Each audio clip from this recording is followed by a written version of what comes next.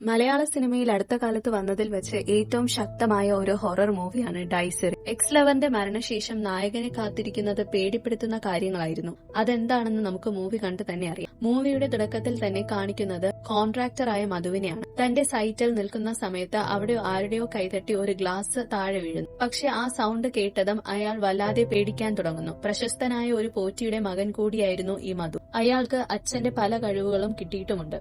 ആ സമയത്ത് അയാൾക്കൊരു ഫോൺ കോൾ വരുന്നു. അയാളുടെ അയൽക്കാരിയായ ഒരു പെൺകുട്ടി ആത്മഹത്യ ചെയ്തു എന്നുള്ള വാർത്തയായിരുന്നു അത്. കനി എന്നായിരുന്നു ആ പെൺകുട്ടിയുടെ പേര്. കിണറിൽ നിന്നും അവളുടെ മൃതദേഹം എടുക്കുന്ന സമയത്താണ് മധു അവിടേക്ക് ചെല്ലുന്നത്. അവളുടെ അമ്മയും അച്ഛനും സഹോദരനും എല്ലാം തന്നെ അവിടെ കരഞ്ഞുകൊണ്ട് നിൽപ്പുണ്ടായിരുന്നു. അവളുടെ സഹോദരൻ ജഡം കണ്ട് ആകെ തകർന്ന അവസ്ഥയിലായിരുന്നു. പിന്നീട് കാണിക്കുന്നത് നമ്മുടെ നായകനായ രോഹനെയാണ്. രോഹന്റെ ഫാമിലി എല്ലാം അമേരിക്കയിൽ സെറ്റിൽഡ് ആയിരുന്നു. ആർക്കിടെക്ട് ആയ രോഹൻ നാട്ടിലെത്തുന്നത് തങ്ങളുടെ ഫാമിലി ബിസിനസ് കൈകാര്യം ചെയ്യാൻ വേണ്ടിയാണ്. അവൻ ഫ്രണ്ട്സിനെല്ലാം കൂടി വീട്ടിൽ പാർട്ടി നടത്തുകയായിരുന്നു. അതിന്റെ ഇടയിൽ അവന്റെ ഒരു സുഹൃത്ത് അവനോട് പറയുന്നു, നമ്മുടെ ക്ലാസ്മേറ്റ് ആയിരുന്ന കനി ആത്മഹത്യ ചെയ്തു. അതറിഞ്ഞപ്പോൾ രോഹൻ വല്ലാണ്ട് ഡിസ്റ്റർബായി. അവളുടെ ആത്മഹത്യക്ക് പിന്നിലുള്ള കാരണം എന്തെങ്കിലും അറിഞ്ഞോ എന്ന് കൂട്ടുകാരനോട് ചോദിച്ചുവെങ്കിലും അയാൾക്കൊന്നും അറിയില്ലായിരുന്നു. എന്തായാലും പിറ്റേന്ന് കനിയുടെ വീട് വരെ ഒന്ന് പോകാമെന്ന് അവർ രണ്ടുപേരും തീരുമാനിക്കുന്നു. രോഹന്റെ ആ വലിയ വീട്ടിൽ പുറത്തൊരു സെക്യൂരിറ്റിയും രാവിലെ വന്ന് വൈകുന്നേരം തിരിച്ചു പോകുന്ന 2 ജോലിക്കാരികളുമാണ് ഉണ്ടായിരുന്നത്. രാത്രി സമയത്തെല്ലാം അയാൾ അവിടെ തനിച്ചായിരുന്നു. കനിയെക്കുറിച്ച് ആലോചിച്ച് അവൻ തന്റെ ഫോൺ എടുത്തു നോക്കുന്നു. അവരുടെ ചാറ്റിൽ നിന്നും അവർ തമ്മിൽ റിലേഷൻഷിപ്പിലായിരുന്നു എന്ന് നമുക്ക് മനസ്സിലാക്കാം. അവർ ഒരുമിച്ചെടുത്ത പ്രൈവറ്റ് മൂവ്മെന്റ്സിന്റെ ഫോട്ടോസും കാണിക്കുന്നുണ്ട്. അവൻ ലാസ്റ്റ് അയച്ച മെസ്സേജിന് ഒന്നും രോഹൻ മറുപടി കൊടുക്കുകയോ നോക്കുകയോ ചെയ്തിട്ടുണ്ടായിരുന്നില്ല. അങ്ങനെ രോഹനും കൂട്ടുകാരനും അടുത്ത ദിവസം കനിയുടെ വീട്ടിലേക്ക് ചെല്ലുന്നു. ആ സമയത്ത് അയൽക്കാരനായ മധുവിനെ പരിചയപ്പെടുന്നു. കോൺട്രാക്ടറായ മധുവിന് രോഹന്റെ അച്ഛനെ പരിചയമുണ്ടായിരുന്നു. അങ്ങനെ മധു അവർ രണ്ടുപേരെയും കനിയുടെ വീട്ടിലേക്ക് കൂട്ടിക്കൊണ്ടുപോകുന്നു. കനിയുടെ സുഹൃത്തുക്കൾ ആണെന്നാണ് അവർ പറയുന്നത്. അവർ സ്കൂളിൽ ഒരുമിച്ച് പഠിച്ചിരുന്നവരായിരുന്നു. വീട്ടിനുള്ളിലേക്ക് കയറിയ രോഹൻ കുറച്ചുനേരം ഫാമിലിയുടെ അടുത്ത് നിന്നിട്ട് മുകളിൽ കനിയുടെ റൂമിലേക്ക് കയറി പോകുന്നു. കനി ഒരു നർത്തകിയായിരുന്നു. അതിന്റെ ഫോട്ടോസ് എല്ലാം തന്നെ ആ റൂമിലുണ്ട്. കുറച്ചുനേരം ആ റൂമിൽ തന്നെ നിന്ന ശേഷം അവിടെ ഇരുന്ന അവളുടെ ഒരു ഹെയർ ക്ലിപ്പ് അവൻ എടുത്ത് പോക്കറ്റിലേക്ക് ഇടുന്നു. എന്നിട്ട് അവളുടെ സഹോദരൻ കിരണിന്റെ അടുത്തേക്ക് പോകുന്നു. ആകെ ഡിസ്റ്റർബ് ആയിട്ട് ഒരു ഫുട്ബോൾ തട്ടി നിൽക്കുകയായിരുന്നു കിരൺ. അവന്റെ മുഖം കണ്ടപ്പോൾ തന്നെ രോഹന് മനസ്സിലായി അവൻ ഓക്കെ അല്ല എന്ന്. രോഹന്റെ കയ്യിൽ നിന്നും ഒരു സിഗരറ്റ് വാങ്ങി വലിച്ചിട്ട് തനിക്ക് കുഴപ്പമൊന്നുമില്ല, താൻ ഓക്കെ ആണെന്നും കിരൺ പറയുന്നു. പക്ഷെ അവനെ ഏറ്റവും കൂടുതൽ ഡിസ്റ്റർബ് ചെയ്തുകൊണ്ടിരുന്നത് ഉറക്കമില്ലായ്മയായിരുന്നു. കനിയുടെ ബോഡി ആദ്യം കണ്ടത് കിരൺ ആയിരുന്നു. കിണറ്റിൽ എന്തോ തുണി കിടക്കുന്നതാണെന്ന് അവൻ വിചാരിച്ചു. വീട്ടുകാരെ വിളിച്ച് കൂട്ടി നോക്കിയപ്പോഴാണ് അത് കനിയുടെ മൃതദേഹമാണെന്ന് മനസ്സിലാകുന്നത്. ഇപ്പോൾ അവൻ കണ്ണടയ്ക്കുമ്പോൾ എല്ലാം കാണുന്നത് കിണറ്റിൽ നിന്നും പുറത്തെടുത്ത കനിയുടെ മൃതദേഹമായിരുന്നു. ആ മുഖം അവന്റെ മനസ്സിൽ നിന്നും മായുന്നുണ്ടായിരുന്നില്ല. അതുകാരണം അവന് ഉറങ്ങാനും പറ്റുന്നുണ്ടായിരുന്നില്ല. രോഹൻ അവനോട് പറയുന്നുണ്ട്, നിനക്ക് എന്തെങ്കിലും ആവശ്യമുണ്ടെങ്കിൽ എന്റെ അടുത്തേക്ക് വരണമെന്ന്. അവിടെ നിന്നും തിരിച്ചെത്തിയ രോഹൻ വീട്ടിലെത്തി ഒന്ന് ഫ്രഷായി ഉറങ്ങാനുള്ള തയ്യാറെടുപ്പിലായിരുന്നു. കനിയുടെ വീട്ടിൽ നിന്നും എടുത്ത ആ ഹെയർ ക്ലിപ്പ് അവൻ ടേബിളിന്റെ മുകളിൽ വെക്കുന്നു. ബാൽക്കണിയിലേക്കുള്ള ഡോർ എല്ലാം തന്നെ അടച്ച് കുറച്ചു കഴിഞ്ഞപ്പോൾ അവൻ കിടന്നുറങ്ങുകയും ചെയ്തു. എന്നാൽ കുറെ കഴിഞ്ഞപ്പോൾ ബാൽക്കണിയിലെ ആ ഡോർ തനിയെ തുറക്കുന്നു. അവിടെ നിന്നും വല്ലാതെ കാറ്റടിക്കുന്നുണ്ടായിരുന്നു. ഇതെങ്ങനെ തുറന്നു എന്ന് ചിന്തിച്ചുകൊണ്ട് അവൻ പോയി അതടച്ച് വീണ്ടും വന്ന് കിടക്കുന്നു. പക്ഷെ ആ സമയം അവന്റെ ബെഡ്റൂമിന്റെ ഡോർ തനിയെ തുറന്നു വരുന്നുണ്ട്. സംശയത്തോടെ അവൻ പുറത്തേക്ക് പോയി നോക്കുമ്പോൾ അവിടെയും ആരുമില്ല. ഡോർ അടച്ചിട്ട് അവൻ പിന്നെയും വന്ന് കിടക്കുന്നു. പിന്നീട് കാണിക്കുന്നത് പിറ്റേന്ന് രാവിലെ മധുവിന്റെ വീടാണ്. അവിടെ അയാളും അമ്മയും മാത്രമേ ഉണ്ടായിരുന്നുള്ളൂ. മധുവിനോട് അയാളുടെ അമ്മ പറയുന്നുണ്ട്, ഈ കോൺട്രാക്ടർ പണിയൊക്കെ വിട്ടിട്ട് അച്ഛനെ പോലെ പൂജയും കർമ്മങ്ങളും ഒക്കെ ചെയ്തൂടെ എന്ന്. എന്നാൽ അച്ഛന്റെ പാതയിൽ പോകാൻ തനിക്ക് താല്പര്യമില്ല എന്നാണ് മധു പറയുന്നത്. കനി മരിക്കുന്നതിന് മുൻപ് തന്നെ ഒരു അപകടം അവളെ കാത്തിരിക്കുന്നുണ്ട് എന്നുള്ള കാര്യം ഇയാൾക്ക് മുൻപേ മനസ്സിലായിട്ടുണ്ടായിരുന്നു. പിന്നീട് വീണ്ടും രോഹനെ കാണിക്കുന്നു. ടർഫിൽ കളിക്കാൻ പോയ രോഹനോട് കൂട്ടുകാരൻ കനിയെ പറ്റിയൊക്കെ സംസാരിക്കും. രോഹൻ അതിൽ നിന്നും ഒഴിഞ്ഞു മാറുന്നു. ആ ടോപ്പിക്ക് വിടാൻ സുഹൃത്തിനോട് ആവശ്യപ്പെടുന്നു. അതേ ടൈമിൽ ഇവിടെ കിരൺ ആകട്ടെ ഉറക്കമില്ലാതെ എപ്പോഴും ഫോൺ നോക്കി എന്തെങ്കിലുമൊക്കെ ആഹാരം കഴിച്ച് അങ്ങനെ തന്നെ ഇരിക്കുകയായിരുന്നു. കനിയുടെ അമ്മയും അവളുടെ മരണത്തിൽ അതീവ ദുഃഖിതയായിരുന്നു. കനിയുടെ അച്ഛനും അമ്മയും പരസ്പരം സംസാരിക്കുന്നതാണ് പിന്നീട് കാണിക്കുന്നത്. നമുക്ക് എവിടെയോ തെറ്റുപറ്റി എന്നും നമ്മുടെ മകൾ ഇങ്ങനെ ഒരു കടുംകൈ ചെയ്യണമെങ്കിൽ അവൾ എത്രത്തോളം അനുഭവിച്ചിട്ടുണ്ടാവും എന്ന് അവളുടെ അമ്മ പറയുന്നു. എന്നാൽ നമ്മളെ കൊണ്ട് ആകുന്ന രീതിയിൽ തന്നെ നമ്മൾ അവളെ ഹെൽപ്പ് ചെയ്തിട്ടുണ്ടായിരുന്നു എന്നും പോകേണ്ടവർ പോകേണ്ട സമയത്ത് പോകും, അത് ആലോചിച്ച് വിഷമിച്ചിട്ട് കാര്യമില്ല എന്നും അയാൾ പറയുന്നു. അമ്മ പറയുന്നുണ്ട്, അവൾ അങ്ങനെയൊന്നും പോയിട്ടില്ല, അവൾ ഇവിടെ തന്നെ ഉള്ളതായിട്ട് എനിക്ക് ഫീൽ ചെയ്യുന്നുവെന്ന്. ശരിക്കും എന്തിനാണ് കനി ആത്മഹത്യ ചെയ്തത് എന്ന് ഇതുവരെ ആരും പറയുന്നില്ല. സംസാരത്തിൽ നിന്ന് അവൾക്ക് എന്തോ ഡിപ്രഷൻ ഉള്ള പോലെയാണ് നമുക്ക് മനസ്സിലാക്കാൻ സാധിക്കുന്നത്. അന്ന് രാത്രി ഉറങ്ങാൻ കിടന്ന രോഹനെ തലമുടിയിൽ ആരോ തഴുകുന്നത് പോലെ അവന് തോന്നുന്നു. അവൻ പെട്ടെന്ന് ഞെട്ടി എഴുന്നേറ്റ് നോക്കുമ്പോൾ അവിടെ ആരും ഉണ്ടായിരുന്നില്ല. ഒന്ന് ശ്രദ്ധിച്ചു നോക്കിയപ്പോഴാണ് അവന്റെ ബെഡിൽ ആരോ ഇരിക്കുന്നതായി അവന് തോന്നുന്നത്. കാരണം ബെഡ് താഴേക്ക് അമർന്നിരിക്കുകയായിരുന്നു. കുറച്ചു കഴിഞ്ഞപ്പോൾ ആരോ എഴുന്നേൽക്കുന്നതായിട്ടും അവന് തോന്നുന്നു. കാരണം ബെഡിൽ നിന്നും സൗണ്ട് കേൾക്കുന്നുണ്ട്. ആ താഴ്ന്നിരുന്ന ഭാഗം പൊങ്ങുകയും ചെയ്യുന്നു. അവന് ആത്മാവിന്റെ പ്രസൻസ് ഫീൽ ചെയ്യാൻ തുടങ്ങുന്നു. അടച്ചിട്ടിരുന്ന ബാൽക്കണി ഡോറ് തുറന്നു കിടക്കുന്നു. കൂടാതെ റൂമിനുള്ളിൽ നിന്നും ഒരു ചിലങ്കയുടെ സൗണ്ടും. അവൻ പേടിച്ച് റൂമിൽ നിന്നും പുറത്തിറങ്ങി. റൂം പുറത്തുനിന്നും ലോക്ക് ചെയ്ത് വാതിലിൽ ചെവി അമർത്തി നിൽക്കുമ്പോൾ ഉള്ളിൽ ആരോ മേശവിരിപ്പ് തുറക്കുന്നതായിട്ടും അതിൽ നിന്നും കനിയുടെ ഹെയർ ക്ലിപ്പ് എടുക്കുന്നതായിട്ടും സൗണ്ട് അവൻ കേൾക്കുന്നു. പേടിച്ച് അവൻ താഴേക്ക് വരുന്നു. അന്ന് രാത്രി മുഴുവൻ അവൻ ഹാളിൽ തന്നെയായിരുന്നു ചെലവഴിച്ചത്. ഉറങ്ങാതെ അവൻ അങ്ങനെ തന്നെ ഇരിക്കുകയായിരുന്നു. പിറ്റേന്ന് രാവിലെ ആയിട്ടും അവന് മുകളിലേക്ക് പോകാൻ ഒരു പേടി തോന്നി. സർവൻസ് ഒക്കെ വന്ന ശേഷം അവൻ മുകളിലേക്ക് ചെല്ലുന്നു. പേടിയോടുകൂടിയാണ് അവൻ റൂമിലേക്ക് കയറുന്നത്. കുറച്ചു കഴിഞ്ഞ് അവൻ താഴേക്ക് വന്നിട്ട് തിരിച്ച് അമേരിക്കയിലേക്ക് പോകാനുള്ള ടിക്കറ്റ് ബുക്ക് ചെയ്യുന്നു. കനിയുടെ വീട്ടിൽ പോയതിനു ശേഷമാണ് ഇതൊക്കെ സംഭവിക്കുന്നത്. അതുകൊണ്ട് അവളുടെ ആത്മാവായിരിക്കും തന്നെ പിന്തുടരുന്നത് എന്ന് അവൻ വിശ്വസിക്കും. അങ്ങനെ സമയം കടന്നുപോയി. രാത്രിയായി അവൻ കിച്ചണിൽ നിന്നും ഒരു ഐസ്ക്രീം ടിൻ എടുത്ത് അഴിക്കുകയായിരുന്നു. അത് അടച്ചുവെച്ച് തിരിഞ്ഞ ശേഷം അടച്ചുവെച്ചിരുന്ന ഐസ്ക്രീം ടിൻ മൂടി തനിയെ തുറന്ന് താഴേക്ക് വീഴുന്നു. ആത്മാവിന്റെ പ്രസൻസ് അവന് വീണ്ടും ഫീൽ ചെയ്യാൻ തുടങ്ങി. അവൻ അങ്ങനെ പേടിച്ചു നിൽക്കുമ്പോൾ ആ ആത്മാവ് വീണ്ടും അവന്റെ മുടിയിഴകൾ തലോടുന്നു. പക്ഷെ അടുത്ത നിമിഷം ആത്മാവ് അവനെ വലിച്ചുകൊണ്ട് പോവുകയായിരുന്നു. അവന്റെ കഴുത്ത് ഞെരിക്കുന്നു. കൈകളിൽ അത് കടിക്കുന്നു. മുകളിലെ സ്റ്റെപ്പിലേക്ക് കയറി പോകാൻ ശ്രമിച്ച അവനെ വലിച്ചു താഴേക്കിടുന്നു. റോഹൻ ശരിക്കും അവശനിലയിലായിരുന്നു. പതിയെ അവന്റെ ബോധം അറിഞ്ഞു. ആ സമയം വീണ്ടും ആത്മാവ് അവന്റെ മുടിയിഴകൾ തലോടുന്നു. പിന്നീട് അവൻ ഉണരുന്നത് രാവിലെ സർവൻസ് വന്ന് വിളിച്ചുണർത്തുമ്പോഴാണ്. അവർ വിചാരിക്കുന്നത് അവൻ സ്റ്റെപ്പിൽ നിന്നും വീണതായിരിക്കുമെന്നാണ്. അത് കാരണം പേടിച്ച് അവർ അവന്റെ അച്ഛനെ ഫോൺ ചെയ്ത് പറഞ്ഞിട്ടുണ്ടായിരുന്നു. എന്നാൽ അവൻ അതിന് സർവൻസിനെ വഴക്ക് പറയുന്നു. അച്ഛനോട് ഈ കാര്യമൊക്കെ എന്തിനാ പറയുന്നത് എന്ന് ചോദിക്കുന്നു. അവന്റെ മൂക്കിൽ നിന്നും രക്തം വരുന്നുണ്ടായിരുന്നു. സർവൻസിനെ വഴക്ക് പറഞ്ഞുകൊണ്ടിരിക്കുന്ന സമയം തന്നെ അച്ഛൻ അവനെ വിളിക്കുന്നു. നീ അവിടെ എന്താ ചെയ്യുന്നത്? ഓഫീസിലൊന്നും പോകുന്നില്ലല്ലോ, മര്യാദയ്ക്ക് ഓഫീസിലേക്ക് പോകണമെന്ന് അയാൾ ആവശ്യപ്പെടുന്നു. താൻ ഓഫീസിലേക്ക് പോയിക്കോളാമെന്ന് പറഞ്ഞിട്ട് അവൻ പെട്ടെന്ന് ഫോൺ കട്ട് ചെയ്യുന്നു. അവന്റെ കൈകളിൽ അപ്പോഴും തലേന്ന് ആത്മാവ് കടിച്ച പാടുകളുണ്ടായിരുന്നു. അവൻ തന്റെ ഫോണിൽ കനിയും അവനും ഒരുമിച്ചുള്ള വീഡിയോസ് എടുത്തു നോക്കുന്നു. കനി സ്ഥിരമായിട്ട് അവർ ഒരുമിച്ചുള്ളപ്പോൾ അവന്റെ തലമുടി ഇഴകൾ തലോടുമായിരുന്നു. ഇതോടെ അവന് ഉറപ്പായി കനി തന്നെയാണ് ആ ആത്മാവൻ. നീ എന്നെ ദ്രോഹിക്കാൻ വേണ്ടി എന്തിനാ ഇങ്ങനെ വന്നിരിക്കുന്നത്? നിനക്ക് എന്റെ മുടി തലോടാൻ ഇഷ്ടമാണല്ലോ എന്ന് പറഞ്ഞ് അവൻ ദേഷ്യത്തിൽ തന്റെ മുടിയെല്ലാം ഡ്രിം ചെയ്ത് കളയുന്നു. അതിനുശേഷം പിന്നീട് അവൻ മധുവിനെ കാണാൻ പോകുന്നു. കനിയുടെ വീട്ടിൽ ഡയറക്റ്റായി അവൻ ഇതിനെപ്പറ്റി സംസാരിക്കാൻ പറ്റാത്തത് കാരണം അയൽവാസിയായ മധുവിനോട് തന്റെ പ്രശ്നങ്ങൾ പറയാമെന്ന് അവൻ വിചാരിക്കും. താൻ അനുഭവിക്കുന്ന കാര്യങ്ങളെപ്പറ്റി മധുവിനോട് റോഹൻ പറയുന്നുണ്ട്. കനിയുടെ ആത്മാവ് തന്നെ വിടാതെ പിന്തുടരുന്നുണ്ട്. നിങ്ങളെ എന്തിനാണ് ആത്മാവ് പിന്തുടരുന്നത് എന്ന് ചോദിച്ചപ്പോൾ അവൻ പറയുന്നുണ്ട്, താനും കനിയും ഒരുമിച്ച് സ്കൂളിൽ പഠിച്ചതാ, പക്ഷെ ഇടയ്ക്കൊരു റീയൂണിയൻ വന്നപ്പോൾ അവളെ താൻ വീണ്ടും കണ്ടു എന്നും അങ്ങനെ പതിയെ നമ്പർ എക്സ്ചേഞ്ച് ചെയ്ത് അവർ തമ്മിൽ ചെറിയൊരു റിലേഷൻഷിപ്പിലാവുകയും ചെയ്തു എന്നും. അവനെ സംബന്ധിച്ചിടത്തോളം അതൊരു ടൈം പാസ് മാത്രമായിരുന്നു. അവളും ആദ്യം അങ്ങനെ തന്നെയായിരുന്നു എടുത്തിരുന്നത്. എന്നാൽ കുറച്ചു കഴിഞ്ഞപ്പോൾ അവൾ സീരിയസ് വിവാഹത്തെ പറ്റിയൊക്കെ സംസാരിച്ചു തുടങ്ങി. അതോടെ മുന്നോട്ട് കൊണ്ടുപോയി കഴിഞ്ഞാൽ പ്രശ്നമാണെന്ന് തോന്നിയപ്പോൾ അവൻ ഒരു ഗ്യാപ്പ് ഇട്ടു. അവളുടെ മെസ്സേജിനൊന്നും റിപ്ലൈ കൊടുക്കാതെയായി. അതോടെ പതിയെ അവളും മെസ്സേജ് അയക്കുന്നത് നിർത്തി.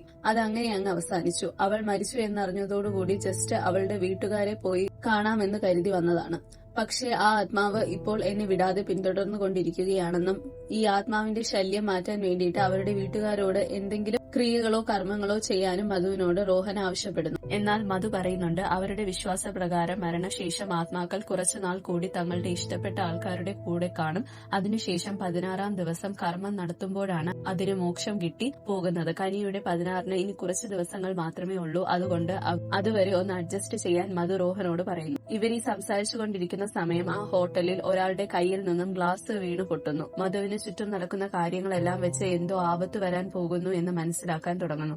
എന്തായാലും മധു പറഞ്ഞ പ്രകാരം കുറച്ചു ദിവസം കൂടി വെയിറ്റ് ചെയ്യാൻ റോഹൻ തീരുമാനിച്ചു. വീട്ടിലെത്തിയ അവൻ തന്റെ സർവൻസിനോട് പറയുന്നുണ്ട്, ഇനി ഈ വീട്ടിൽ ലൈറ്റുകൾ മുഴുവൻ സമയവും ഓൺ ആയിരിക്കണം, കർട്ടൻസ് എല്ലാം ഓപ്പൺ ആയിരിക്കണം. അവൻ പറഞ്ഞ പോലെ സർവൻസ് അങ്ങനെയെല്ലാം ചെയ്തു. രാത്രിയിൽ അവൻ ഉറങ്ങാതെ തന്റെ ഡ്രംസ് പ്ലേ ചെയ്തുകൊണ്ടിരുന്നു. അങ്ങനെ കുറച്ചു ദിവസങ്ങൾ കടന്നുപോയി. ഒടുവിൽ കനിയുടെ 16-ന് കർമ്മങ്ങൾ നടത്തുന്നു. ആ ചടങ്ങ് കാണാൻ രോഹനും പോയിട്ടുണ്ടായിരുന്നു. ചടങ്ങുകളെല്ലാം കഴിഞ്ഞ സ്ഥിതിക്ക് ആത്മാവിന്റെ ശല്യം ഇനി ഉണ്ടാകില്ല എന്ന് വിശ്വസിച്ച് രോഹൻ വീട്ടിലേക്ക് തിരിച്ചെത്തി.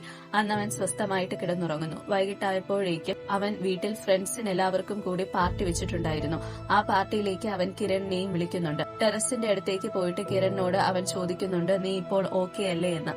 ഞാൻ ഓക്കെ ആണെന്ന് അവൻ പറയുന്നു. നിനക്ക് എന്താവശ്യമുണ്ടെങ്കിലും എന്നോട് പറയണമെന്ന് രോഹൻ പറയുന്നു. എന്നിട്ട് ഞാൻ നിനക്ക് കുറച്ച് കാശ് തരാമെന്ന് പറഞ്ഞിട്ട് കിരണിന് കാശ് അയക്കാൻ തുടങ്ങുകയായിരുന്നു രോഹൻ. എന്നാൽ ഇത് കിരണിന് ഇഷ്ടപ്പെട്ടില്ല. എന്നെ കണ്ട് ഒരു ഹെൽപ്പ് വേണ്ടുന്ന പയ്യനായിട്ട് നിങ്ങൾക്ക് തോന്നുന്നുണ്ടോ എന്ന് കിരൺ ചോദിക്കുന്നു.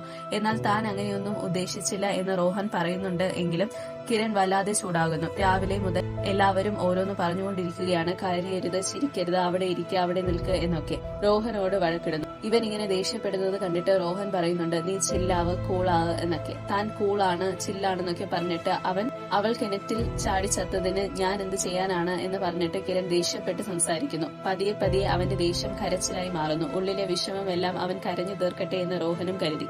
അവന് വേണ്ടിയിട്ട് ഒരു ഡ്രിങ്ക്സ് ഒഴിക്കാൻ രോഹൻ ടേബിളിന്റെ അടുത്തേക്ക് പോകുന്നു. ആ സമയം അവൻ വീണ്ടും ആ ചിലങ്കയുടെ സൗണ്ട് കേൾക്കുന്നു.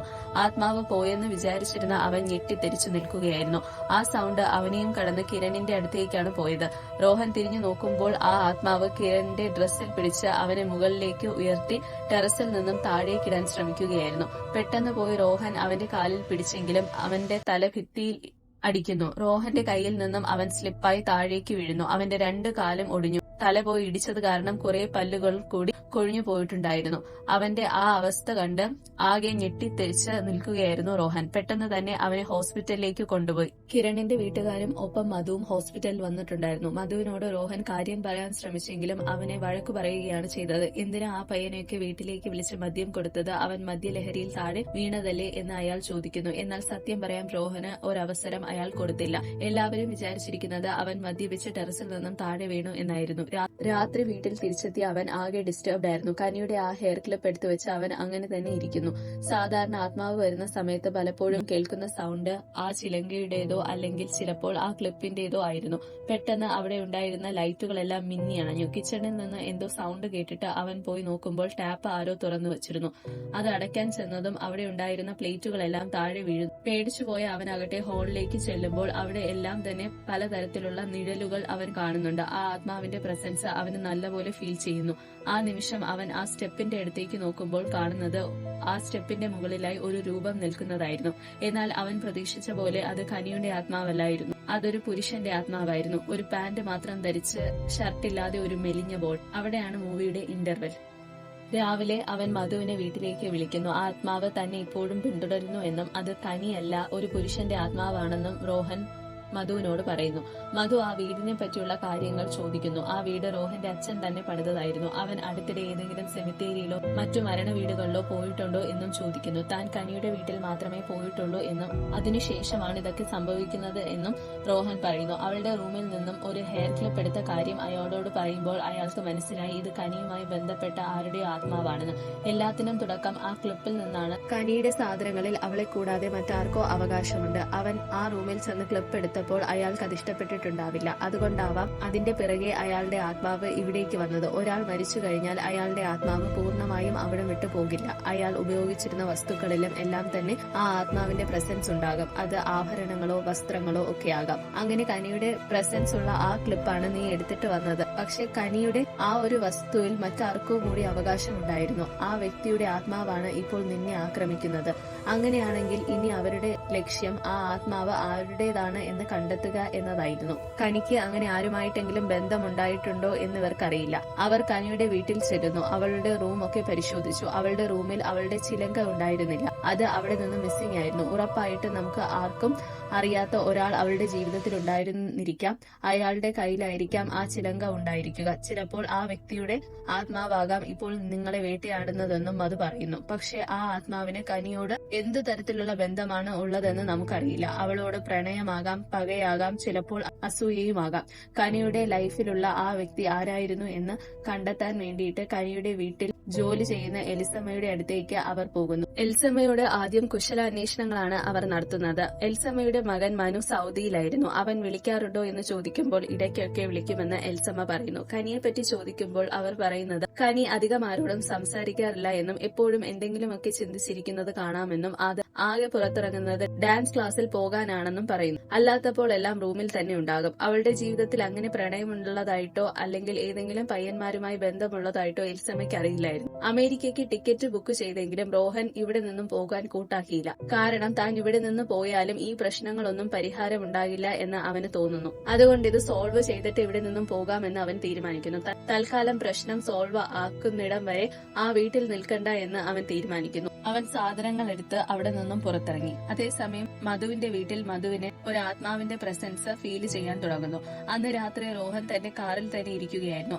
അതേസമയം മധു ആകട്ടെ കഴിക്കാനുള്ള ആഹാരവുമായിട്ട് ടേബിളിലേക്ക് വന്നിരിക്കുന്നു. പെട്ടെന്ന് അയാൾ ഇരുന്ന സൈഡിൽ ജനല് തനിയെ തുറക്കുന്നു. ഡോറിനുള്ളിലൂടെ ആരോ വന്ന പോലെ അയാൾക്ക് തോന്നുന്നു. എന്തൊക്കെയോ ചെറിയ സൗണ്ടുകൾ കേൾക്കുന്നു. അയാളുടെ മുൻപിലുണ്ടായിരുന്ന ചെയർ തനിയെ നീങ്ങുകയും അവിടെ ആരോ ഇരിക്കുന്നതായിട്ടും അയാൾക്ക് ഫീൽ ചെയ്യും. ആ ചെയർ വീണ്ടും അനങ്ങാൻ തുടങ്ങിയതോടുകൂടി അയാൾക്ക് മനസ്സിലായി ആ ആത്മാവ് ഇവിടെ വന്നിട്ടുണ്ട് എന്ന്. അയാൾ പേടിച്ച് ഓടിപ്പോയി തന്റെ പൂജാമുറിയിലേക്ക് കയറി വാതിലടച്ച് എന്നിട്ട് അതിനുള്ളിൽ ഉണ്ടായിരുന്ന നിലവിളക്ക് കൊളുത്തുന്നു. ആ ആത്മാവ് പൂജാമുറിക്ക് പുറത്ത് വരികയും അതിന്റെ സൗണ്ട് അയാൾ കേൾക്കുകയും ചെയ്യുന്നുണ്ട്. അവിടെ എല്ലാം തന്നെ ചിലങ്കയുടെ സൗണ്ട് ആയിരുന്നു. പൂജാമുറിക്കുള്ളിലേക്ക് ആത്മാവിന് കടക്കാൻ പറ്റാത്തത് കാരണം അവിടെ നിന്നും പുറത്തേക്ക് പോയി. ആത്മാവിന്റെ പ്രസൻസ് അവിടെ കുറഞ്ഞെന്ന് മനസ്സിലാക്കിയ മധു ആകട്ടെ പെട്ടെന്ന് കിച്ചണിലേക്ക് പോയി ഉപ്പ് വാരി അവിടെ എല്ലാം തന്നെ വിതർന്നു. അത് ആത്മാവിനെ ഒരുവിധം അകറ്റി നിർത്തുമെന്ന് അയാൾക്ക് അറിയാമായിരുന്നു. പിറ്റേന്ന് റോഹനെയും കൂട്ടി അയാൾ പോകുന്നത് കനി ഡാൻസ് പഠിച്ചിരുന്ന സ്ഥലത്തേക്കാണ്. അവിടെ എത്തി കനിയുടെ സുഹൃത്തിനോട് സംസാരിക്കും. കനിക്ക് ഏതെങ്കിലും ആൺ സുഹൃത്തുക്കൾ ഉണ്ടായിരുന്നോ എന്ന് ചോദിക്കുമ്പോൾ അങ്ങനെ ആരും തന്നെ ഇല്ലായിരുന്നു എന്നാണ് അവർ പറയുന്നത്. കനിയെ അവിടെ ശല്യം ചെയ്യാൻ വേണ്ടിയിട്ട് അവിടെ ആണുങ്ങൾ ആരും തന്നെ നൃത്തം പഠിക്കാൻ വന്നിട്ടുണ്ടായിരുന്നില്ല. ഇവരങ്ങനെ ഓരോന്ന് ചോദിക്കാൻ തുടങ്ങിയതോടുകൂടി ആ പെൺകുട്ടി പറയുന്നുണ്ട്, ഒരു ദിവസം ഇവർ രണ്ടുപേരും ബസ് സ്റ്റോപ്പിൽ നിൽക്കുന്ന സമയത്ത് മഴ പെയ്തത് കാരണം അടുത്തുള്ള ഒരു ബിൽഡിംഗിലേക്ക് കയറി. ആ ബിൽഡിംഗിന്റെ മുകളിൽ ഒരു ഫോട്ടോസ്റ്റാറ്റ് കടയുണ്ടായിരുന്നു. അവിടെ ഉണ്ടായിരുന്ന മെലിഞ്ഞ ശരീരവും ചുരുണ്ട മുടിയും ഉണ്ടായിരുന്ന ഒരാളാകട്ടെ അവരെ തന്നെ നോക്കി നിൽക്കുന്നുണ്ടായിരുന്നു. പിന്നീട് പലപ്പോഴും ആ ബിൽഡിംഗിൽ പോകുമ്പോൾ അയാൾ കനിയെ തുറിച്ചു നോക്കും. ഒരു ദിവസം അയാൾ ഈ ഗേറ്റിന്റെ ഫ്രണ്ടിൽ വന്ന് അവളെ നോക്കി നിൽക്കുന്നത് കണ്ടപ്പോഴാണ് അതൊരു ശല്യമായി മാറി എന്ന് അവർക്ക് തോന്നിയത്. ഇതിനെപ്പറ്റി കംപ്ലൈന്റ് ചെയ്യാമെന്ന് പറഞ്ഞപ്പോൾ അത് സാരമില്ല, വിട്ടേക്കാനാണ് കനി പറഞ്ഞത്. പിന്നീട് അയാളെ അവിടെ കണ്ടിട്ടുമില്ല. എന്താണെങ്കിലും അയാളെ പറ്റി ഒന്ന് അന്വേഷിക്കാമെന്ന് കരുതിയിട്ട് മധുവും റോഹനും ആ ഫോട്ടോസ്റ്റാറ്റ് കടയിലേക്ക് പോകുന്നു. അവിടുത്തെ കട ഉടമസ്ഥൻ പറയുന്നത് നിങ്ങൾ ചോദിക്കുന്ന ആളുടെ പേര് ഫിലിപ്പ് എന്നാണെന്നും അവിടുത്തെ പള്ളിയിലച്ഛൻ പറഞ്ഞിട്ടാണ് ഫിലിപ്പിനെ ഇവിടെ ജോലിക്കെടുത്തതെന്നുമായിരുന്നു. ഇവിടെ ഒരു സ്റ്റാഫിന്റെ ആവശ്യം ഉണ്ടായിരുന്നില്ല. പിന്നെ അവൻ തോന്നുമ്പോൾ മാത്രമേ ജോലി ചെയ്യുമായിരുന്നുള്ളൂ എന്നും അല്ലാത്തപ്പോഴെല്ലാം റോഡിൽ നോക്കി നിൽക്കുമായിരുന്നു എന്നും പറയുന്നു. കൂടാതെ ഇവിടെ ഉണ്ടായിരുന്ന സമയത്ത് അവൻ കുറെ വചനങ്ങളൊക്കെ പ്രിന്റ് ചെയ്ത് എടുത്തിട്ടുണ്ടായിരുന്നു. അങ്ങനെ അയാളുടെ കുറെ പേപ്പറുകളും വേസ്റ്റ് ആയിട്ടുണ്ട്. അവന്റെ ഫോൺ നമ്പർ വാങ്ങി അവർ വിളിച്ചു നോക്കിയെങ്കിലും അതിപ്പോൾ ഉപയോഗത്തിലുള്ള നമ്പർ ആയിരുന്നില്ല. അവൻ പ്രിന്റ് ചെയ്ത പള്ളിയിലെ വചനങ്ങൾ ഇപ്പോഴും അവിടെ തന്നെ ഉണ്ടായിരുന്നു. അത് ആ ഷോപ്പ് ഉടമസ്ഥൻ അവർക്കെടുത്തു കൊടുക്കുന്നു. ഇവിടെ നിന്നും അവൻ ജോലി നിർത്തി പോകുന്നതിന് മുൻപ് സൗദിയിലേക്കോ മറ്റോ പോവുകയാണെന്നാണ് ആ ഷോപ്പ് ഉടമയോട് അവൻ പറഞ്ഞിരുന്നത്. അങ്ങനെയാണെങ്കിൽ ഈ ഫിലിപ്പ് ആരാണെന്നും അവന്റെ അഡ്രസ് എന്താണെന്നും കണ്ടെത്താൻ അവനെ ജോലിക്ക് നിർത്തിയ പള്ളിയിലെ അച്ഛനെ പോയി കാണാൻ മധു തീരുമാനിക്കുന്നു. അതുപോലെ തന്നെ അവൻ ഏജന്റ് വഴി സൗദിയിലേക്ക് പോയതാണെങ്കിൽ എലിസമ്മയുടെ മകൻ മധുവിനെ ഒന്ന് കോണ്ടാക്ട് ചെയ്ത് കഴിഞ്ഞാൽ ചിലപ്പോൾ ഈ ഫിലിപ്പിനെ പറ്റി എന്തെങ്കിലും അറിവ് കിട്ടുമെന്ന് റോഹനും തോന്നുന്നു. അത് ചോദിക്കാൻ വേണ്ടിയിട്ട് റോഹൻ എലിസമ്മയുടെ വീട്ടിലേക്കും പോകും. ഫിലിപ്പ് പ്രിന്റ് ഔട്ട് എടുത്ത വചനങ്ങൾ പള്ളിയിലച്ഛനെ കൊണ്ടുപോയി മധു കാണിക്കുമ്പോൾ അയാൾ പറയുന്നത് ഇതിൽ കാണിക്കുന്ന ഡൈസറയുടെ അർത്ഥം കോപത്തിന്റെ ദിവസം എന്നാണെന്നും ഇത് പലതരത്തിലുള്ള ബുക്കുകളിൽ നിന്നും കിട്ടുന്നതാണെന്നും അച്ഛൻ പറയുന്നുണ്ട്. ഫിലിപ്പിന്റെ ഫോട്ടോ എന്തെങ്കിലും ഉണ്ടോ എന്ന് മധു ചോദിക്കുമ്പോൾ അച്ഛൻ ഒരു ഗ്രൂപ്പ് ഫോട്ടോ കാണിച്ചു കൊടുക്കുന്നു. അതേസമയം ഇവിടെ റോഹൻ ആകട്ടെ എലിസമ്മയുടെ വീട്ടിലെത്തിയിട്ട് മനുവിന്റെ സൗദിയിലേക്ക് കൊണ്ടുപോയി ഏജന്റിനെ പറ്റി ചോദിക്കുന്നു. മനുവിന്റെ ഫോൺ നമ്പർ ഉണ്ടെങ്കിൽ ഒന്ന് തരാൻ പറയുമ്പോൾ എലിസമ്മ പറയുന്നുണ്ട് മനു പലപ്പോഴും പല നമ്പറുകളിൽ നിന്നാണ് ഇവിടേക്ക് വിളിക്കുന്നത്. എന്നാൽ ഏജന്റിന്റെ നമ്പർ നോക്കാൻ പറയുമ്പോൾ താൻ ഒന്ന് നോക്കി എടുക്കട്ടെ എന്ന് പറഞ്ഞിട്ട് എലിസമ്മ ഉള്ളിലേക്ക് പോകുന്നു. ആ സമയത്ത് റോഹൻ ശ്രദ്ധിക്കുന്നത് അവിടെ ഇരിക്കുന്ന ട്രോഫികളിൽ മനുവിന്റെ ഫോട്ടോയും അയാളുടെ യഥാർത്ഥ പേരും. മനുവിന്റെ യഥാർത്ഥ പേര് ഫിലിപ്പ് എന്നായിരുന്നു. അതുപോലെ തന്നെ ഇവിടെ മധുവും പള്ളിയിൽ അച്ഛൻ കാണിച്ചു കൊടുത്ത ഫോട്ടോയിൽ ഫിലിപ്പിന്റെ മുഖം കാണുന്നു. അത് എൽസമ്മയുടെ മകൻ മനു തന്നെയായിരുന്നു. മനുവിന്റെ പള്ളിയിലെ പേര് ഫിലിപ്പ് എന്നും അല്ലാതെ അയാൾ അറിയപ്പെടുന്നത് മനു എന്ന പേരിലുമായിരുന്നു. അതോടെ മധു പേടിച്ച് പെട്ടെന്ന് റോഹനെ വിളിക്കാൻ തുടങ്ങുന്നു. റോഹൻ അതേസമയം എൽസമ്മയോട് ചോദിക്കുന്നുണ്ടായിരുന്നു മനുവിന്റെ യഥാർത്ഥ പേര് ഫിലിപ്പ് എന്നാണോ എന്ന്. അകത്ത് ഏജന്റിന്റെ നമ്പർ നോക്കിക്കൊണ്ടിരുന്ന എൽസമ്മ പറയുന്നുണ്ട് അത് അവന്റെ പള്ളിയിലെ പേരാണ്. തങ്ങൾ അന്വേഷിച്ചു വന്ന ഫിലിപ്പ് എൽസമ്മയുടെ മകൻ തന്നെയാണെന്ന് മനസ്സിലാക്കിയതോടുകൂടി സംശയം തോന്നി റോഹൻ അവിടെ അടച്ചിട്ടിരുന്ന ഒരു മുറി തുറന്നു നോക്കുന്നു. ഉള്ളിലേക്ക് കയറിയ അവൻ ഞെട്ടിപ്പോയി. അവിടുത്തെ ബെഡിൽ അഴുകി ദ്രവിച്ച നിലയിൽ ഫിലിപ്പിന്റെ ഡെഡ് ബോഡി ഉണ്ടായിരുന്നു. ആ ബോഡിയുടെ കാലിൽ കനിയുടെ കാണാതെ പോയ ചിലങ്കയും ഉണ്ടായിരുന്നു. ആ റൂമിലെല്ലാം തന്നെ കനിയുടെ സാധനങ്ങളും ഫോട്ടോയുമായിരുന്നു. ചുറ്റും എന്തൊക്കെയോ വചനങ്ങളും എഴുതി ഒട്ടിച്ചിരുന്നു. ഫിലിപ്പ് മരിച്ചത് ക്യാൻസർ കൊണ്ടാണെന്ന് അവിടെ ഇരിക്കുന്ന ഫയലിൽ നിന്നും നമുക്ക് മനസ്സിലാക്കാം. ഇതെല്ലാം കണ്ട് ഞെട്ടി നിൽക്കുന്ന റോഹനെ പെട്ടെന്ന് ബാക്കിലൂടെ വന്ന എൽസമ്മ തലക്കടിച്ചു വീഴ്ത്തുന്നു. റോഹനെ വിളിച്ചിട്ട് കിട്ടാത്തതുകൊണ്ട് മധുവിന് മനസ്സിലായി എന്തോ അപകടം സംഭവിച്ചിട്ടുണ്ട് എന്ന്. റോഹന് ബോധം വരുമ്പോൾ ഫിലിപ്പിന്റെ ബോഡി കിടന്ന ആ റൂമിൽ റോഹൻ തറയിൽ കിടക്കുകയായിരുന്നു. അവിടെ ചെയറിൽ എൽസമ്മ വചനങ്ങൾ ചൊല്ലിക്കൊണ്ടിരിക്കുന്നു. അതിനിടയിൽ അവർ റോഹനോട് പറയുന്നുണ്ട് എന്റെ മകനെ തിരക്കി ആരെങ്കിലും വരുമെന്ന് എനിക്കറിയാമായിരുന്നു. അത് പക്ഷെ ഒരിക്കലും നീ ആയിരിക്കുമെന്ന് ഞാൻ വിചാരിച്ചിരുന്നില്ല. മരിക്കുന്നതിന് മുൻപ് ഫിലിപ്പിന് ഒരാഗ്രഹമേ ഉണ്ടായിരുന്നുള്ളൂ. മരിച്ചു കഴിഞ്ഞാലും അവന്റെ ഒരു ശീലങ്ങളും തെറ്റാൻ പാടില്ല. വചനങ്ങൾ വായിച്ചു കേട്ട് ജനലിലൂടെ അപ്പുറത്തെ വീട്ടിലെ കനിയെ നോക്കിയിരിക്കുന്നതായിരുന്നു അവനിഷ്ടം. അതിന് ഞാൻ ഒരു മുടക്കവും വരുത്തിയിട്ടുമില്ല. രോഗിയായിരുന്ന ഫിലിപ്പ് എപ്പോഴും ഈ മുറിയിൽ തന്നെയായിരുന്നു. ആദ്യം ശ്വാസമുട്ടലായിരുന്നു സമയത്ത് അവൻ എൽസമ്മയോട് പറഞ്ഞിട്ടുണ്ടായിരുന്നു ശ്വാസം കിട്ടാതെ പിടയുന്ന സമയത്ത് കനിയുടെ മുഖം മിന്നി മറഞ്ഞു പോകുന്ന പോലെ തോന്നുന്നു എന്ന്. തന്റെ മകൻ കനിയെ ഒരുപാട് സ്നേഹിക്കുന്നുണ്ടെന്ന് മനസ്സിലാക്കിയ എൽസമ്മ ആവട്ടെ അവിടെ ജോലിക്ക് പോകുന്ന സമയത്ത് കനിയുടെ റൂമിൽ നിന്നും അവളുടെ സാധനങ്ങളൊക്കെ എടുത്തുകൊണ്ടുവന്ന് ഇവന് കൊടുക്കുമായിരുന്നു. അവളുടെ ഫോട്ടോയും അവളുടെ കമ്മലും വളയും അങ്ങനെ അവൾ ഉപയോഗിച്ചിരുന്ന പല സാധനങ്ങളും ഫിലിപ്പിന്റെ മുറിയിലെത്തി. ഇപ്പോൾ ഈ മുറി മുഴുവനും കനിയാണെന്ന് അവളുടെ എല്ലാ സാധനങ്ങളും അവന്റേതാണെന്നും അവർ പറയുന്നു. ഫിലിപ്പിന്റെ അവസാന കാലത്ത് തനിക്ക് ഒരുപാട് ഇഷ്ടപ്പെട്ട അവളുടെ ചിലങ്കയും അവളുടെ റൂമിൽ നിന്നും മോഷ്ടിച്ച് എലിസമ്മ കൊണ്ടുവന്ന് ഫിലിപ്പിന്റെ കാലിൽ ഇട്ടുകൊടുത്തു. ഈ ചിലങ്ക കിട്ടിയ സമയത്ത് അവന്റെ മുഖം ഒരുപാട് സന്തോഷിച്ചിരുന്നു. ആ സന്തോഷമാണ് അവന്റെ ആത്മാവിനെ ഇവിടെ പിടിച്ചു നിർത്തിയിരിക്കുന്നത് എന്നും എൽസമ്മ പറയുന്നു. പാതി ബോധത്തിൽ കിടന്ന റോഹനെ എൽസമ്മ കൊല്ലാൻ തന്നെയാണ് തീരുമാനിച്ചിരുന്നത്. റോഹനെ വിളിച്ചിട്ട് കിട്ടാത്തതുകൊണ്ട് മധു അവിടേക്കെത്തി. കുഴി എടുത്തുകൊണ്ട് നിൽക്കുന്ന എൽസമ്മയെ കണ്ടപ്പോൾ തന്നെ മധുവിന് മനസ്സിലായി റോഹൻ എന്തോ സംഭവിച്ചിട്ടുണ്ടെന്ന്. അയാൾ സൗണ്ട് ഉണ്ടാക്കാതെ റൂമിലേക്ക് കയറി തറയിൽ കിടക്കുന്ന റോഹനെ പിടിച്ചെഴുന്നേൽപ്പിക്കുന്നു. അകത്തു കിടന്ന ഫിലിപ്പിന്റെ മൃതദേഹം കണ്ട് അയാളും ഞെട്ടി. എന്നാൽ അവിടെ നിന്നും അവർക്ക് അങ്ങനെ പോകാൻ പറ്റില്ല. ആ ആത്മാവിനെ ഇല്ലാതാക്കണമെങ്കിൽ ഫിലിപ്പിന്റെ കാലിൽ കിടക്കുന്ന ആ ചിലങ്ക അഴിച്ചെടുക്കണമെന്ന് പറയുന്നു. അവർ രണ്ടുപേരും ചിലങ്ക അഴിക്കാൻ ശ്രമിച്ചുവെങ്കിലും അത് ബുദ്ധിമുട്ടായിരുന്നു. അതിനു പറ്റിയ ആയുധം കിട്ടുമോ എന്ന് നോക്കാൻ റോഹൻ കിച്ചണിലേക്ക് ചെല്ലുന്നു. എന്നാൽ ആ സമയം പുറത്തു നിന്നിരുന്ന എൽസമ്മ ഇതെല്ലാം കണ്ട് അവർ റോഹനെ ഓടി വന്ന് ബാക്കിലൂടെ ആക്രമിക്കാൻ ശ്രമിക്കുന്നു. അതേസമയം റൂമിൽ തന്നെ നിന്നിരുന്ന മധു ആകട്ടെ ആത്മാവിന്റെ പ്രസൻസ് ഫീൽ ചെയ്യുന്നു. അവിടെ കറണ്ട് പോയി. വാതിൽ പെട്ടെന്ന് അടഞ്ഞു. അയാൾക്ക് പുറത്തേക്ക് കടക്കാൻ സാധിക്കുന്നുണ്ടായിരുന്നില്ല. ഫിലിപ്പിന്റെ ആത്മാവ് അയാളെ ആക്രമിക്കുന്നു. എൽസമ്മയിലേക്ക് തള്ളിയിട്ട് റോഹൻ ആ വെട്ടുകത്തിയും എടുത്ത് ഫിലിപ്പിന്റെ റൂം തള്ളി തുറന്ന് അകത്തേക്ക് കയറുമ്പോൾ കാണുന്നത് ഫിലിപ്പിന്റെ ആത്മാവ് മധുവിനെ കൊല്ലാൻ ശ്രമിക്കുന്നതാണ്. ആ ആത്മാവിന്റെ ശക്തി ഇല്ലാതാക്കാൻ മധുവിനെ രക്ഷിക്കണമെങ്കിൽ ഫിലിപ്പിന്റെ കാലിലുള്ള ആ ചിലങ്ക അഴിച്ചെടുത്താലേ പറ്റൂ. പിന്നെ ഒന്നും നോക്കാതെ കയ്യിലുണ്ടായിരുന്ന വെട്ടുകത്തി ഉപയോഗിച്ച് ഫിലിപ്പിന്റെ 2 കാലും വെട്ടിയെടുത്ത് ആ ചിലങ്കയോട് കൂടി കിച്ചണിലേക്ക് പോവുകയും അത് നശിപ്പിക്കാൻ കത്തിക്കൊണ്ടിരുന്ന അടുപ്പിലേക്ക് അത് വലിച്ചെറിയുകയുമാണ് റോഹൻ ചെയ്തു. ഫിലിപ്പിന്റെ കാലും ആ ചിലങ്കയും ഉൾപ്പെടെ കത്തി എരിയാൻ തുടങ്ങിയതോടെ ആ ആത്മാവ് വീടിന്റെ ഓടിളക്കിക്കൊണ്ട് വലിയ സൗണ്ടോടുകൂടി മുകളിലേക്ക് പോകുന്നു. ചെറിയ തീ അവിടെ എല്ലാം പടർന്ന് വീട് മുഴുവൻ കത്താൻ തുടങ്ങുന്നു. അതിലൊരു തീപ്പൊരി വന്ന് ഫിലിപ്പിന്റെ ഡെഡ് ബോഡി കിടക്കുന്ന കട്ടിലേക്കും വീഴുന്നു. അവിടെ എല്ലാം തന്നെ തീ പടർന്നു തുടങ്ങി. ആത്മാവ് പോയതോടുകൂടി മധുവും രക്ഷപ്പെട്ടു. വീടിന് തീ പിടിച്ചതോടുകൂടി റോഹൻ ഇവരെ എല്ലാരെയും പുറത്തേക്ക് കൊണ്ടുവന്നു. എൽസമ്മ അപ്പോഴും ഫിലിപ്പിന്റെ കട്ടിലിന്റെ അരികിൽ ഇരിക്കുകയായിരുന്നു. അടുത്ത ദിവസം രാവിലെ റോഹൻ USA പോകാൻ തീരുമാനിച്ചിരിക്കുകയാണ്. തനിക്ക് ചെയ്ത എല്ലാ സഹായത്തിനും മധുവിനോട് റോഹൻ നന്ദി പറയുന്നു. പക്ഷെ റോഹൻ അറിയുന്നുണ്ടായിരുന്നില്ല പ്രശ്നങ്ങൾ അവിടെയും തീർന്നിട്ടില്ല എന്ന്. അന്ന് രാത്രി പെട്ടി പാക്ക് ചെയ്തുകൊണ്ടിരിക്കുമ്പോൾ റോഹൻ പെട്ടെന്ന് കനിയുടെ ആ ക്ലിപ്പിന്റെ സൗണ്ട് കേൾക്കുന്നു. കനിയുടെ വീട് പരിശോധിക്കാൻ പോയ സമയത്ത് അവൻ ആ ക്ലിപ്പ് അവിടെ തിരിച്ചു വെച്ചതാണ്. അത് വീണ്ടും അവന്റെ റൂമിൽ എത്തിയിരിക്കുന്നു. പേടിയോടുകൂടി അവൻ നോക്കുമ്പോൾ ബെഡിന്റെ ഒരു സൈഡ് താഴ്ന്നിരിക്കുന്നതായി കാണുന്നു. അവൻ ഒരു പുതപ്പെടുത്ത് അതിന്റെ പുറത്തേക്കിടുമ്പോൾ ഒരാളുടെ രൂപം അവിടെ കാണാൻ സാധിക്കുന്നു. പേടിച്ച് ബെഡ്ഷീറ്റ് താഴേക്ക് വലിച്ചെടുക്കുമ്പോഴും ആ രൂപം അങ്ങനെ തന്നെ ഉണ്ടായിരുന്നു. പതിഞ്ഞ സ്വരത്തിൽ അവൻ കനിയുടെ സൗണ്ട് കേൾക്കുന്നു. റോഹൻ എന്ന് അവൾ വിളിക്കുന്നുണ്ടായിരുന്നു. അങ്ങനെ കനിയുടെ ആത്മാവ് ഇപ്പോഴും ആ വീട്ടിൽ തന്നെ ഉണ്ടെന്ന് കാണിച്ചുകൊണ്ടാണ് മൂവി അവസാനിപ്പിക്കുന്നത്. എല്ലാവർക്കും ഈ വീഡിയോ ഇഷ്ടപ്പെട്ടെങ്കിൽ ലൈക്ക് ചെയ്ത് സബ്സ്ക്രൈബ് ചെയ്ത് സപ്പോർട്ട് ചെയ്യുക. ബൈ.